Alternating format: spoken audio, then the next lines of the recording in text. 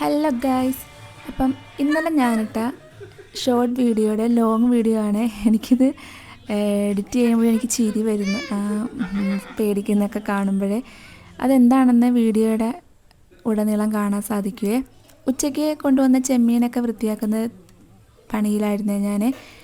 അപ്പോൾ ഈ ചെമ്മീൻ വൃത്തിയാക്കുമ്പം അതിൻ്റെ ഒരു നാര് പോലത്തെ അതിൻ്റെ വേസ്റ്റ് ഉണ്ടല്ലോ, അത് നമുക്ക് അതിൻ്റെ നടുഭാഗം മുറിക്കാതെ തന്നെ എളുപ്പത്തിൽ ഇങ്ങനെ വേർതിരിച്ചെടുക്കാൻ സാധിക്കും. അതേ കഴുകി കഴിയുമ്പോൾ നമുക്ക് അതിൻ്റെ ആ തലയുടെ തുമ്പത്ത് പിടിച്ചിങ്ങനെ വലിച്ചാൽ തന്നെ അത് മൊത്തത്തിൽ ഇങ്ങോട്ട് പോരുവേ.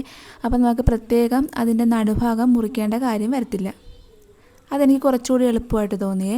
അപ്പോൾ ചെമ്മീൻ്റെ പരിപാടിയൊക്കെ കഴിഞ്ഞ് ഞാനും കുഞ്ഞും കൂടി ഒരു സിനിമയൊക്കെ കണ്ടുകൊണ്ടിരുന്നത്. ഇത് കോട്ടപ്പുറത്തെ കൂട്ടുകുടുംബം എന്നുള്ളൊരു സിനിമയാണ്. വളരെ നല്ലൊരു സിനിമ, നമുക്ക് കണ്ടുകൊണ്ടിരിക്കാൻ പറ്റിയൊരു മൂവിയാണ്. അപ്പോൾ ഞങ്ങൾ സ്നാക്സൊക്കെ ആയിട്ട് കുറച്ച് നേരം വിശ്രമിക്കാമല്ലോ എന്നൊക്കെ കരുതി അതൊക്കെ കണ്ടുകൊണ്ടിരുന്നു.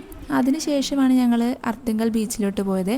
ഇവിടെ മൊത്തം വലക്കാരായിരുന്നു, വലക്കാരും ചൂണ്ടയിടുന്നവരും ഉണ്ടായിരുന്നേ. ചൂണ്ടക്കാർ മൊത്തം ഞണ്ട് പിടിക്കാനാണെന്നാണ് അന്വേഷിച്ചപ്പോൾ അറിഞ്ഞത്. അത് അവരുടെ രീതി നല്ല രസമുണ്ടായിരുന്നു അത് കാണാൻ തന്നെ. പിന്നെ വലക്കാരുടെ കയ്യിൽ നിന്ന് എന്തെങ്കിലുമൊക്കെ കിട്ടുമോയെന്നറിയാൻ വേണ്ടി നൈസായിട്ട് അവിടെ നിന്നെങ്കിലും ഒന്നും കിട്ടിയില്ല.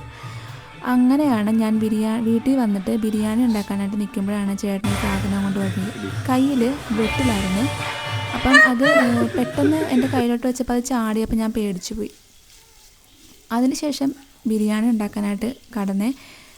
ചെമ്മീൻ ബിരിയാണി മറ്റുള്ള ബിരിയാണിയെക്കാട്ടിൽ നല്ല ഫ്ലേവറാണ്. അതിൻ്റെ ചെമ്മീൻ്റെ ഫ്ലേവറും കൂടി ആ ചോറിനകത്തൊക്കെ പിടിക്കുമ്പോൾ നല്ല ടേസ്റ്റാണ്. ഞാൻ ഇപ്രാവശ്യം ഉണ്ടാക്കുന്നത് ചെമ്മീൻ പനീർ ബിരിയാണിയാണ്.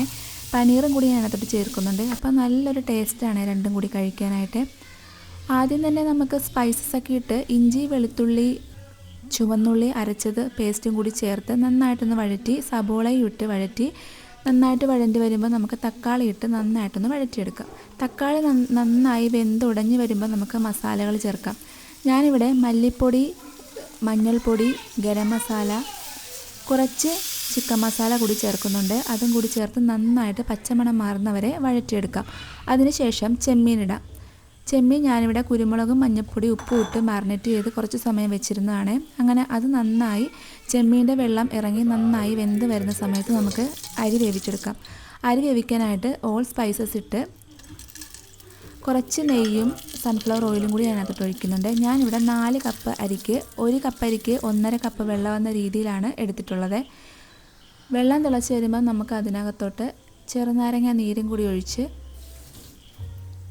കഴുകി കുതിർത്ത് വെച്ച അരിയും കൂടിയിട്ട് നന്നായിട്ട് വേവിച്ചെടുക്കാം. ഞാൻ ഇവിടെ 1 ഫിസിൽ മാത്രമേ അടിച്ചിട്ടുള്ളൂ.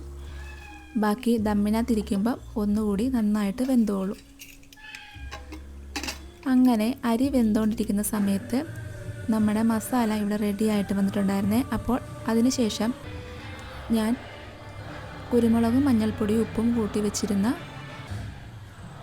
പനീറും കൂടി അതിനകത്തോട്ടിട്ട് മല്ലിയിലയും കൂടി തൂകി ഒന്ന് വേവിച്ചെടുക്കുന്നുണ്ട്. അതിനുശേഷം നമുക്ക് ദം ചെയ്യാനായിട്ട് പാതി വേവിച്ച് വെച്ചിരിക്കുന്ന അരിയും ഇട്ട് കൊടുത്ത്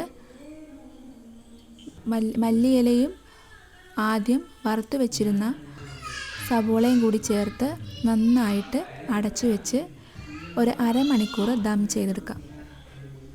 അരമണിക്കൂർ ദം ചെയ്ത ശേഷം ഒരു 1/4 മണിക്കൂറും കൂടി കഴിഞ്ഞാണ് ഞാനത് തുറക്കുന്നത്. തുറക്കുമ്പോഴുള്ള മണം പറഞ്ഞറിയിക്കാൻ സാധിക്കത്തില്ലായിരുന്നു, അത്രയ്ക്ക് അടിപൊളിയായിരുന്നേ. ചോറും നല്ല പെർഫെക്റ്റായിട്ട് വെന്ത് വന്നിട്ടുണ്ടായിരുന്നു. കഴിക്കാനാണെങ്കിൽ പറയണ്ട, നല്ലൊരു ടേസ്റ്റായിരുന്നു. ചോറിനകത്തോട്ട് ആ ചെമ്മീൻ്റെ ഫ്ലേവറും എല്ലാം ഇറങ്ങി നല്ലൊരു ടേസ്റ്റായിരുന്നു കഴിക്കാനായിട്ട്. അപ്പം ചെമ്മീൻ പനീർ ബിരിയാണി ഉണ്ടാക്കി നോക്കാത്തവരായിട്ട് ആരെങ്കിലും ഉണ്ടെങ്കിൽ ഒന്ന് ട്രൈ ചെയ്ത് നോക്കണേ. അപ്പം ഇതുപോലുള്ള റെസിപ്പികളും വീഡിയോസും ഒക്കെ ഇനിയും കാണാൻ വേണ്ടി എൻ്റെ ചാനൽ ഒന്ന് സബ്സ്ക്രൈബ് ചെയ്ത് സപ്പോർട്ട് ചെയ്യണേ. അപ്പോൾ ബൈ.